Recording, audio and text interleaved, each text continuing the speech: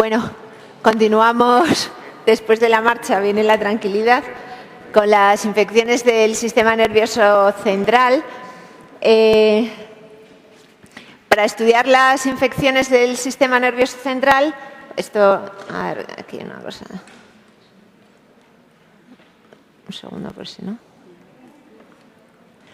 Para estudiar las infecciones del sistema nervioso central, lo más importante es el estudio del líquido cefalorraquídeo, ¿de acuerdo? Esto es lo que nos marca si un paciente tiene una infección o no del sistema nervioso central. Lo que tenemos que ver es cómo es un líquido cefalorraquídeo normal, que tiene aspecto claro, como agua transparente, que tiene una glucosa que está por encima del 60% de la glucemia en sangre, menos de 50 miligramos por decilitro de proteínas y menos de 5 células por microlitro. En una meningitis bacteriana, el líquido cefalorraquídeo será purulento, es muy turbio, como si fuera pus, hay consumo de glucosa, hay mucho aumento de las células, en su mayoría son polimorfonucleares y las proteínas también están muy aumentadas. Hay una excepción para lo de los polimorfonucleares, que es la meningitis por listeria, que es una bacteria, pero donde las células que se ven son sobre todo linfocitos. Los linfocitos son los que aparecen en las meningitis de tipo subagudo, de la cual la representante más importante es la meningitis tuberculosa.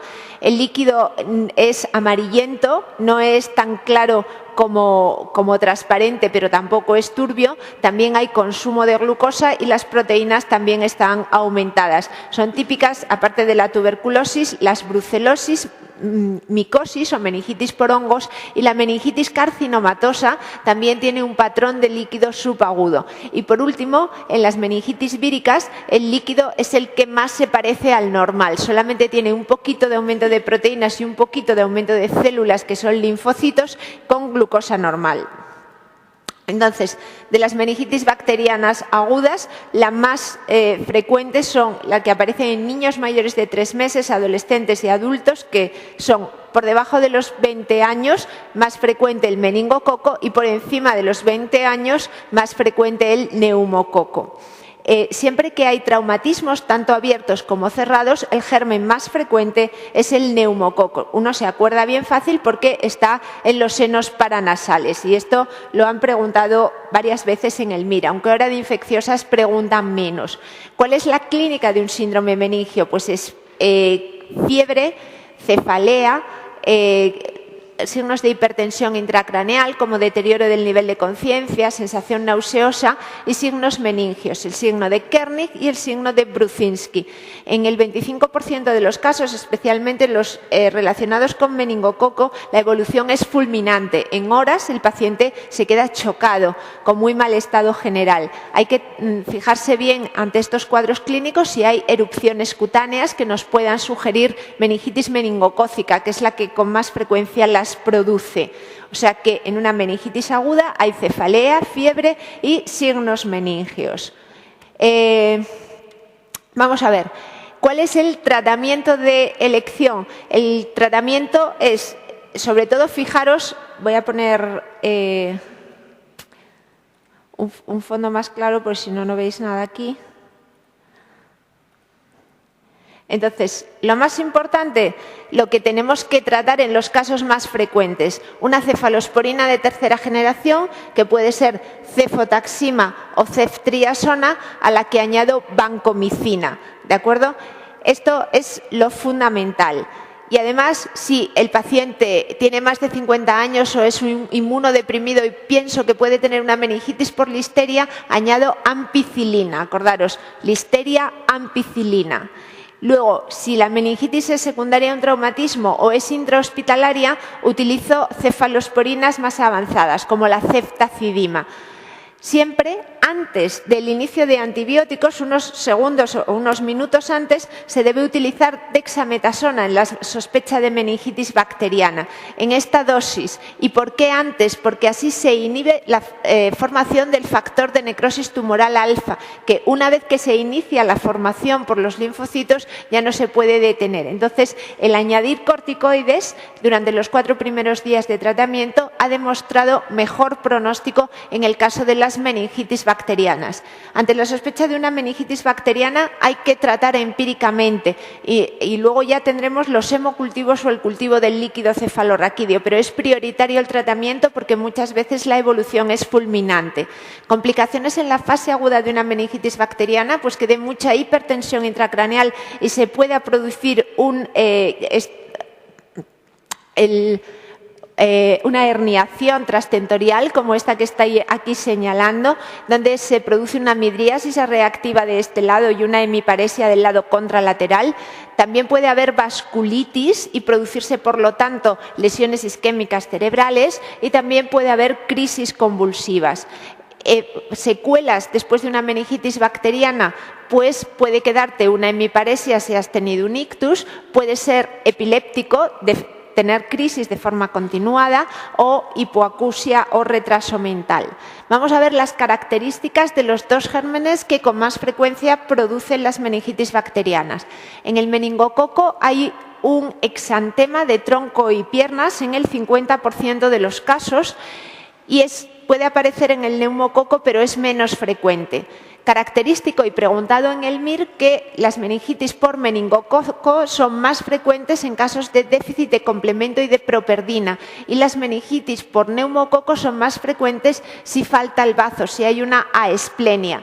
Si os preguntan cuál es la que tiene una mortalidad más alta, el neumococo, especialmente por encima de los 50 años, hay un 40% de mortalidad. Con respecto a las vacunas, para el meningococo hay vacunas para los serotipos A y C, aunque el más frecuente es el esporádico, que es el serotipo B. Y en el neumococo hay vacuna que está indicada en inmunodeprimidos, esplenectomizados y es opcional en casos de niños sanos. Y luego, el neumococo puede producir lesión de los pares craneales tercero y sexto o del octavo par. Lo podéis recordar fácilmente pensando que las secuelas de una meningitis pueden ser sordera o estrabismo. El meningococo precisa aislamiento respiratorio 24 horas tras el inicio del tratamiento bacteriano y en los contactos íntimos hacer una profilaxis antibiótica. Y el neumococo es complicación de una otitis media aguda, puede ser una meningitis por neumococo. Aquí lo más preguntado es que el déficit de ciertos factores del complemento predispone a infecciones de meningococo. Esta era la imagen que buscaba antes, donde se ven las lesiones dérmicas que afectan tanto a miembros superiores como tronco y miembros inferiores y también a palmas y plantas de los pies y que son más frecuentes en meningitis meningocócica. El absceso cerebral es un acúmulo de pus en el cerebro. ¿De dónde viene? Puede ser de focos cercanos al cerebro, por ejemplo una otitis o una sinusitis, o por vía hematógena venir de una infección pulmonar o de una endocarditis. ¿Y qué es lo que da? Pues como un tumor, un signo irritativo, puede dar convulsiones, puede dar hemiparesia o, pues si es muy grande, incluso edema de papila. Habitualmente son polimicrobianos, se diagnostican muy bien con neuroimagen, son hipodensos y cuando se pone contraste tienen una captación en anillo con mucho edema perilesional. Habitualmente el tratamiento es combinado, tratamiento médico y tratamiento quirúrgico. Tratamiento con antibióticos que se utilizan los de la meningitis bacteriana, es decir, ceftriaxona o cefotaxima más vancomicina, a lo que se añade metronidazol, pero también se utilizan corticoides para el edema y en algunos centros profilaxis de crisis convulsivas. Fijaros que tiene una mortalidad alta. Esta es una imagen de un absceso casi seguro en relación con una otitis media por la localización pegado al peñasco del hueso temporal y, como veis, produce mucho desplazamiento de línea media, colapso ventricular y probablemente una hipertensión intracraneal severa. Así es como se ve el líquido cefalorraquídeo de las meningitis subagudas, es decir, este sería un líquido cefalorraquídeo normal y este sería un líquido cefalorraquídeo de meningitis subaguda, que este color amarillento traduce la hiperproteinorraquia, o sea, el aumento de proteínas. De la meningitis tuberculosa, pues tiene los mismos síntomas que una meningitis bacteriana, pero no tan agudos, un poco más solapados. La fiebre no es tan alta, hay un cuadro general, el síndrome meningio es incompleto y además, si hay tuberculomas, pueden hacer como un absceso, es decir, pueden dar crisis convulsivas o una paresia o aparecen también alteraciones vegetativas. El cultivo nos da el diagnóstico definitivo, el cultivo del líquido cefalorraquídeo, pero es muy prolongado en el tiempo, se tarda hasta 8 semanas para conseguir un cultivo en medio del Lowenstein, con lo cual disponemos de la PCR para tuberculosis, que aunque no es muy sensible o no es tan sensible, por ejemplo, como la PCR para virus herpes o virus JC, sí es muy específica cuando aparece positiva. El ADA también nos ayuda si es positivo y casi siempre las meningitis tuberculosas están en el contexto de una tuberculosis pulmonar miliar. Es raro ver una meningitis tuberculosis aislada sin más. Entonces, ¿cuál es el tratamiento? El tratamiento es, dependiendo de los centros, entre 9 y 12 meses. Los 2 primeros se utilizan 4 fármacos tuberculostáticos, isoniazida, rifampicina, etambutol y piracinamida, y dependiendo de los centros, 7 o 10 meses más los 3 primeros. Se asocia siempre corticoides. La imagen más característica de una meningitis tuberculosa, aunque puede tener múltiples, pero lo más característico es la hipercaptación de contraste por las cisternas basales, o sea que se ve todo esto con mucha captación de contraste por parte de las meninges basales. Fijaros en la alta mortalidad y también un porcentaje alto de secuelas. Otras veces vemos captación de las meninges y además tuberculomas. O sea que puede haber distintas afectaciones. Os digo que la secuela más grave de las meningitis tuberculosas es que aparezca un tuberculoma en la médula y de una paraparesia. Eso se recupera con mucha dificultad. Con respecto a la neurosífilis, el patrón es de un líquido de una meningitis subaguda con una característica, que no hay consumo de glucosa, ¿de acuerdo? Hay solamente elevación de proteínas, las células también están elevadas y son linfocitos. Estas son, las tenéis ahí, las formas de neurosífilis. La meningia, la meningovascular, que se manifiesta con un ictus y que tiene la característica de que al hacer el estudio del líquido cefalorraquídeo aparecen bandas oligoclonales. Esto es típico, lo más típico de las bandas oligoclonales en líquido es de esclerosis múltiple. Lo vamos a repasar dentro de un momento. La parálisis general progresiva es una meningoencefalitis crónica y es una demencia progresiva que a pesar del tratamiento pues no mejoran. La tabes dorsal es afectación de los cordones posteriores, luego da un trastorno de la sensibilidad cordonal, así que se traduce eso como una ataxia, dolores lancinantes en las piernas y articulaciones neuropáticas, es decir, cambios artrósicos articulares en relación con afectación de los nervios periféricos.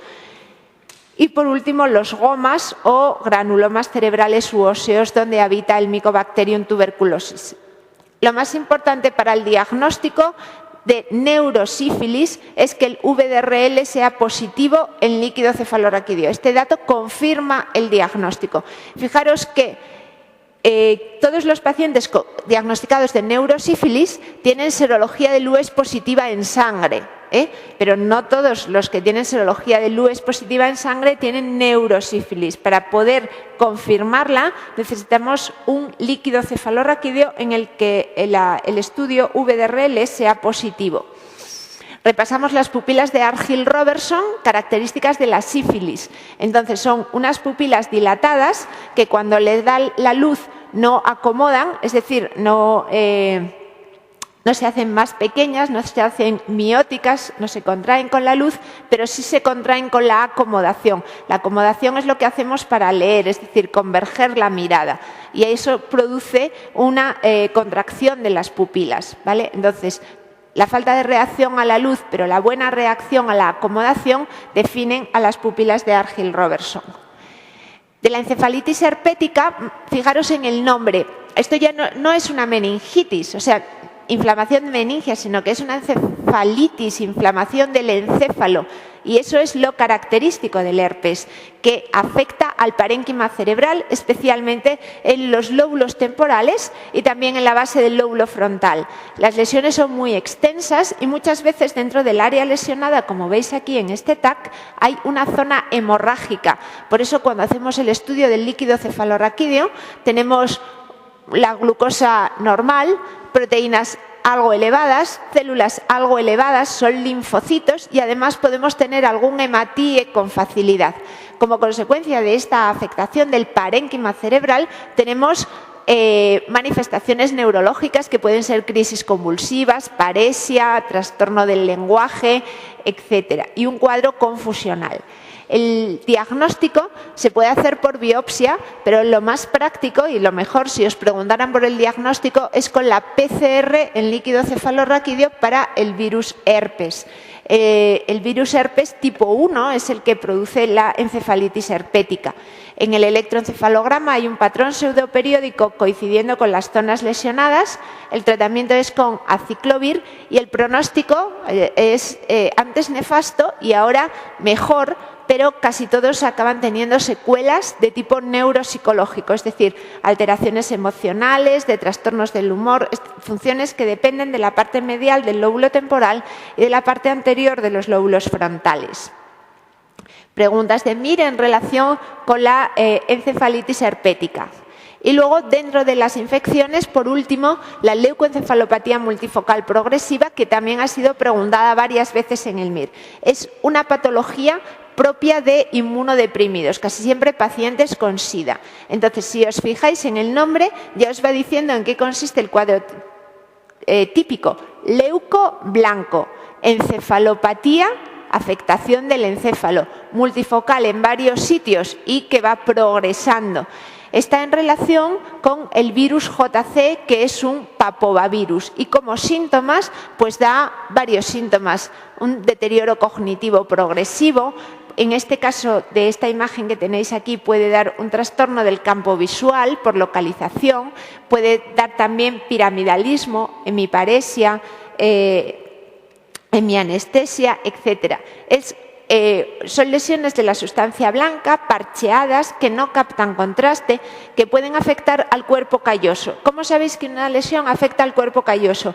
Fijaros en esta imagen, veis aquí entre los dos ventrículos, ahí estaría el cuerpo calloso y veis cómo tiene una hiperdensidad, o sea, no tiene densidad de parénquima normal como puede ser aquí. El diagnóstico es por la determinación de PCR para virus JC en líquido cefalorraquídeo o biopsia y por el momento no tiene un tratamiento específico, aunque el Targa parece que disminuye o frena la evolución de la enfermedad. Os pongo esto porque entre los nuevos tratamientos de la esclerosis múltiple está el natalizumab, que vamos a decir dentro de un momento que se utiliza para las formas más agresivas de esclerosis múltiple o cuando no responden a otros tratamientos.